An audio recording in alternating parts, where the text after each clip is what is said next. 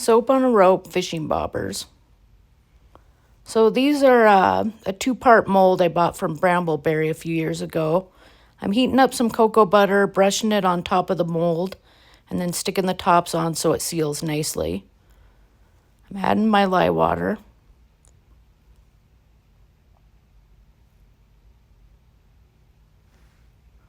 And what you want to do is just mix it till you don't see the oils on the top. So it's just going to be a really light, not even a trace yet. You want to be able to allow yourself enough time to pour each section. What you could do is make 2 separate batches and pour the red halfway in your mold and then make another batch, put in the white, and then save a little bit of the red to put on the top.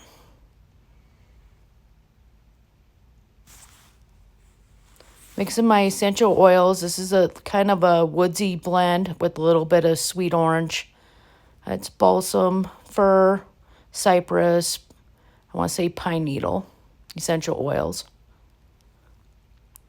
Now split your batter into 2 containers evenly, since this soap only has 2 colors.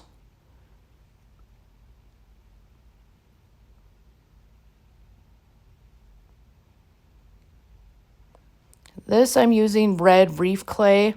Unfortunately, you can't find it anymore. They quit mining it years ago, so you'll have to use another red for the bottom bobber color, or you could use some other color. I'm just poured a little bit of my batter in there so I can mix it, and what I'm doing is just rubbing the spatula along the sides to dissolve any clumps that might be present.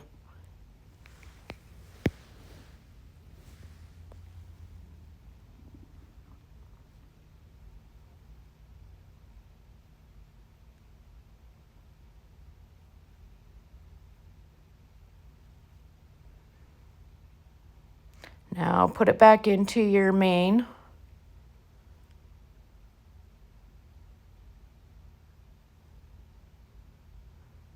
And I decided I want to add a little bit more of a reddish color, so I'm just adding a little bit more. So now you want to fill up some squeeze bottles because it'll make it a lot easier to fill these molds than trying to pour it in there with this pitcher.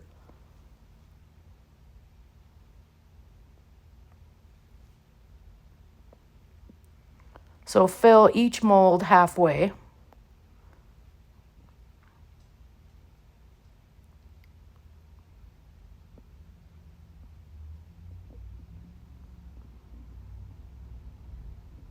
And you want to make sure that your batter's fluid enough that you're not smacking that down, because if you're smacking it down, you're going to break that cocoa butter seal.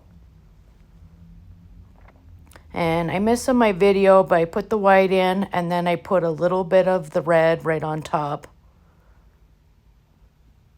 And this is after I forced gel in the oven. And I'm knocking them outside the mold.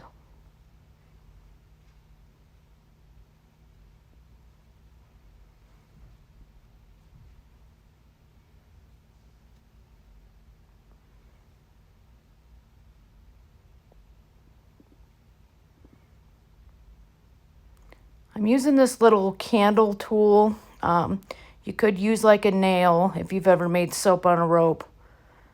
Just something to punch that hole through there so you can get your rope in there.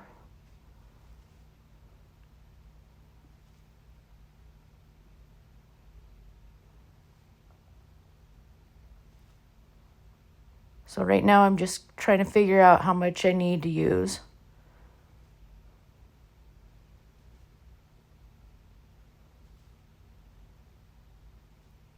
And if it's not clean all the way inside, your rope will catch on there, so you might have to work a nail through there, whatever tool you use.